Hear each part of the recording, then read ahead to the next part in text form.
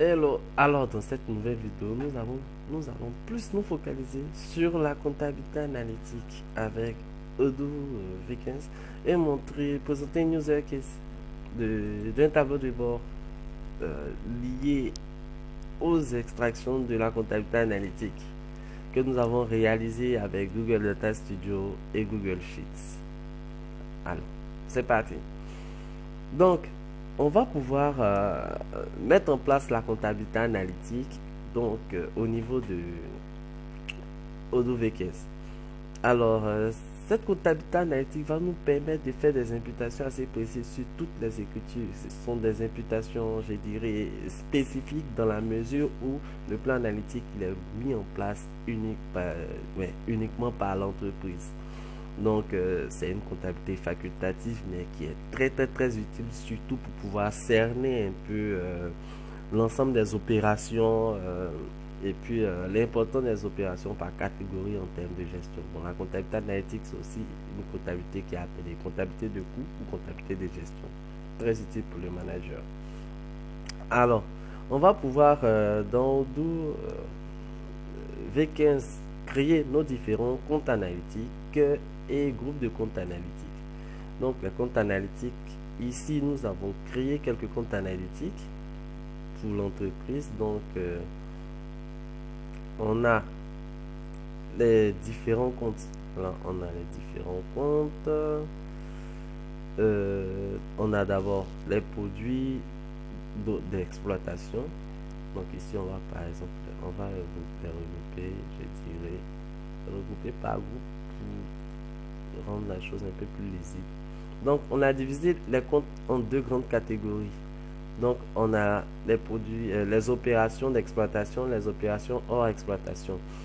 Donc, dans les opérations d'exploitation, on a les produits d'exploitation, les achats d'exploitation, les achats spécifiques, donc électricité, salaire, location, etc., etc. Il faut savoir que les produits d'exploitation, c'est en fait les produits. Les achats d'exploitation, ce sont les achats de marchandises, matières et matériel de vendable. Et matériel utilisé au sein des prestations. Donc, derrière, on va pouvoir intégrer aussi le concept de groupe. Donc, on va pouvoir associer chaque compte analytique qu'on va créer. On peut lui donner un nom, une référence, mais on va pouvoir l'associer à un groupe. Donc, les groupes vont vous permettre de regrouper les comptes analytiques, idéalement pour avoir des soldes. Uniquement pour avoir les soldes. Donc, ici, par exemple, dans le premier groupe, le compte d'exploitation, donc il va faire la somme de toutes les opérations ici. Si vous remarquez, on a les charges au niveau de l'exploitation, les produits. On a ici les charges, voilà, c'est charges financières, il n'y a rien. Mais on a aussi les produits d'exploitation. Donc, il va faire, les charges étant négatives, il va faire le solde. Donc, au niveau d'exploitation, on aura le résultat d'exploitation en fait. Donc, même chose pour hors exploitation, on a le résultat hors exploitation ici qui est négatif parce qu'on n'a qu'une seule charge. On va rentrer dans les détails.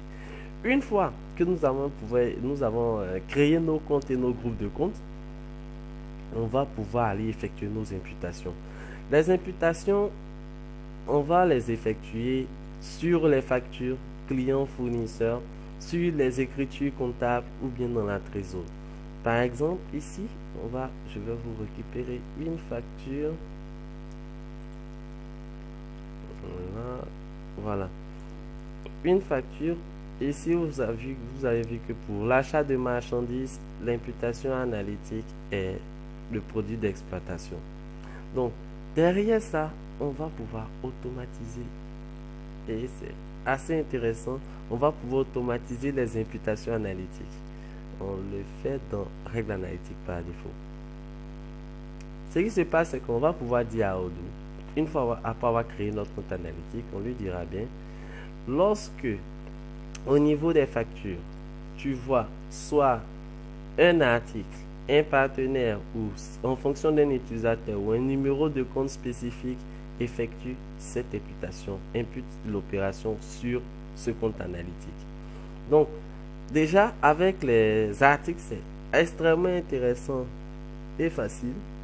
Donc ici, par exemple, j'ai dit par exemple, pour les produits d'exploitation, toutes les opérations où on aura comme article prestations vendues, intègre dans les produits d'exploitation.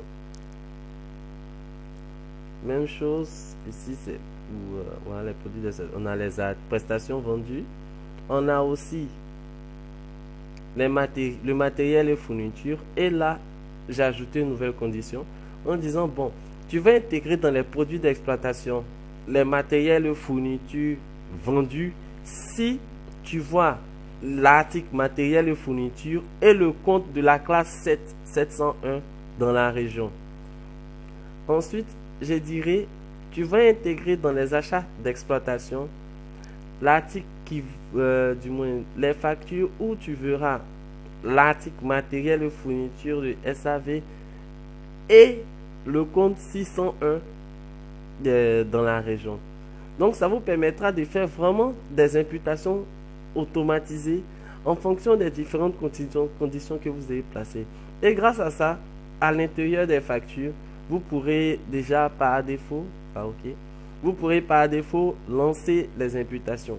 Le système est assez précis et il vous permettra de gagner énormément de temps, surtout côté imputation analytique, et réduire aussi le risque d'erreur. De l'autre côté, lorsque nous sommes au niveau de la trésorerie, ici c'est dans la réconciliation que ça se passe.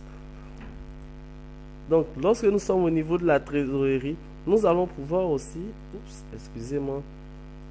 effectuer une imputation sur un compte analytique. Donc par exemple, quand on est dans la caisse pour toutes les dépenses de transport, etc., lors de la réconciliation, de l'imputation, vous pouvez aussi ajouter un compte analytique. Donc l'un dans l'autre, on va pouvoir vraiment récupérer l'ensemble des comptes analytiques au niveau du système et pouvoir les affecter à toutes nos opérations de dépenses, de vente, etc.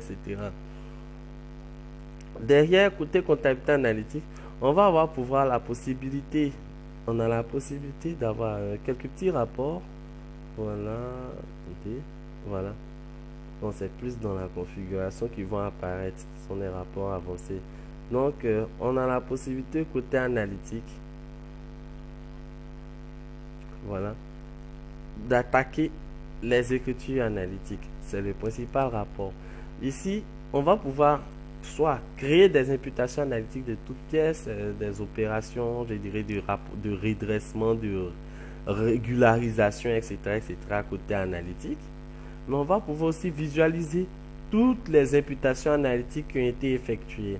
Et là, on a quand même avec Odoo quelques petits outils. Ici, par exemple, non pas graphique, plutôt le tableau croisé dynamique qui va vous permettre de faire une analyse assez intéressante. Bon, des analyses assez intéressantes. Par exemple, ici, je lui demande de me sortir les opérations par groupe. Voilà.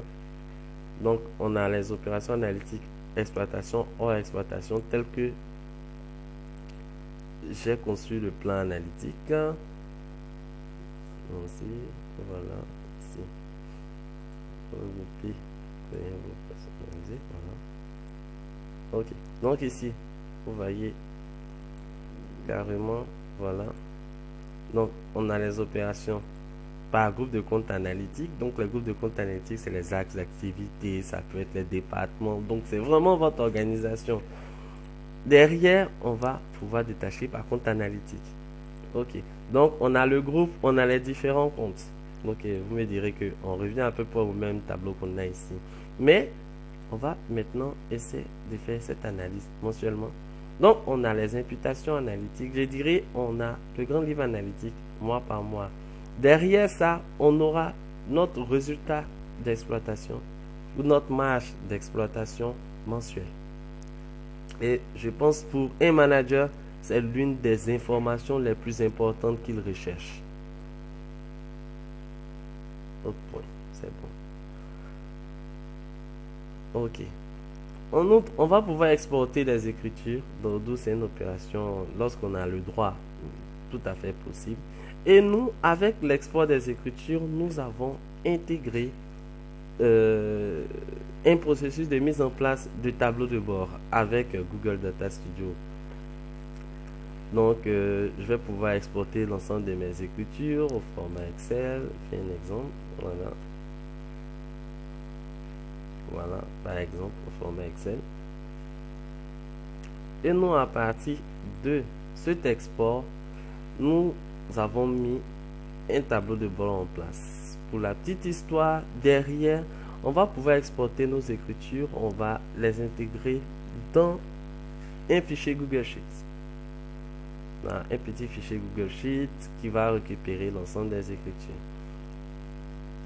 Derrière ça, on va exporter notre plan de compte et on va pouvoir ajouter des catégories, je dirais, des catégories comme axe d'analyse supplémentaire. Parce que c'est vrai qu'on a les informations au niveau du groupe. Donc, on a regroupé les opérations analytiques par groupe. Mais on va pouvoir ajouter d'autres axes d'analyse. Ici, on a ajouté une récatégorisation des comptes analytiques par catégorie. Donc, on a défini la marge d'exploitation. Donc, c'est le calcul des produits moins les charges. Ensuite, les frais de fonctionnement, les frais de résultats financiers, etc., etc. Donc, on a vraiment la possibilité de modifier cette liste. Donc ici, on va pouvoir ajouter les catégories de comptes dans les paramètres, vraiment ajouter nos catégories de comptes personnalisées. Une fois effectué, l'outil va réaffecter les comptes. Voilà. Et avec Google Data Studio, nous allons récupérer cette petite base de données et sortir un PNL, une analyse Profit and Loss. Donc au niveau de notre analyse Profit and Loss, on a la vue d'ensemble. Dans les indicateurs ici, on a d'abord le résultat, on a les charges, les produits. On va pouvoir filtrer sur l'année ou le mois. Voilà, bon, ici uniquement pour 2022. Voilà, ou bien pour 2023. Ok, voilà.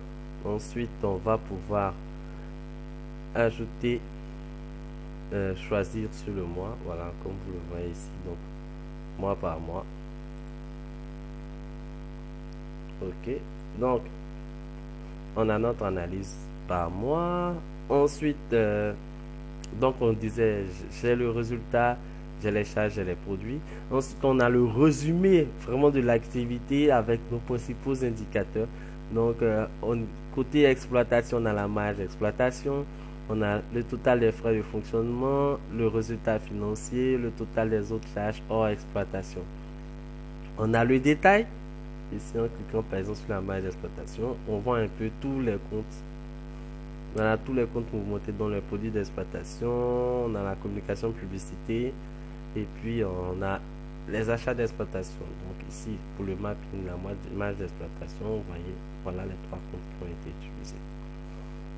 Ok. Donc, on a les frais de fonctionnement, le résultat financier, etc., etc. Donc, on a vraiment le résumé rapide de toutes les opérations. Donc, on a l'analyse des résultats annuels. Voilà. Donc, on va pouvoir comparer nos résultats d'une année à une autre. Et on a le résultat mensuel. Donc, mois par mois, pour chaque année, on va pouvoir avoir un peu le résultat mensuel pour voir un peu les mois où ça marchait, les mois où ça n'a pas marché.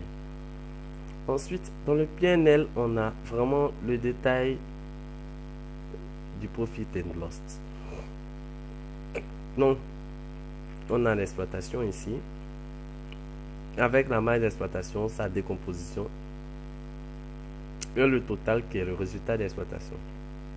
On a les frais de fonctionnement, décomposition, le total qui est le total des frais de fonctionnement, résultat financier, même chose, le total résultat financier, hors exploitation, etc., etc. À la fin, on a le détail des opérations. Donc, avec le détail des opérations, on va vraiment pouvoir faire un suivi. Faire un suivi de l'ensemble des opérations analytiques avec la possibilité de filtrer par compte analytique. Donc, voilà. Donc, ici, on a toutes les opérations qui sont liées au compte analytique, produits d'exploitation. Donc, on a toutes les ventes avec la date, la description, le compte analytique. Le compte financier est utilisé ainsi que le montant. Voilà, on va essayer encore avec par exemple les salaires. Donc voilà, tout ce qui est opération liée au salaire. Ok. Donc, c'est un outil qui va vous permettre d'avoir une visibilité. Donc, le tableau de bord, il est destiné au manager. Nous, dans notre use case, nous l'avons conçu pour un manager afin qu'il puisse avoir une visibilité rapide de sa gestion ainsi que de ses principaux indicateurs. Ok. Alors, donc, je pense qu'on a fait le tour de la comptabilité avec ces deux vidéos. Alors, si vous avez besoin des questions, n'hésitez pas à les poser. Si vous souhaitez mettre en place votre comptabilité et paramétrer vraiment à fond votre organisation et votre gestion dans Odoo, n'hésitez pas à nous contacter. Nous sommes intégrateurs Odoo depuis la version 6. Et nous sommes aussi spécialisés, comme vous le voyez, dans la mise en place des outils tableau de bord avec Excel, Google Sheet, Power BI, Google Data Studio. Donc, l'idée, c'est de vraiment partir de votre organisation, digitaliser vos opérations et vous fournir les outils de reporting. On prend au niveau de la filière, on va vraiment de part à part au niveau du métier de votre organisation pour vous permettre d'avoir une visibilité à 360 degrés sur vos opérations. Merci.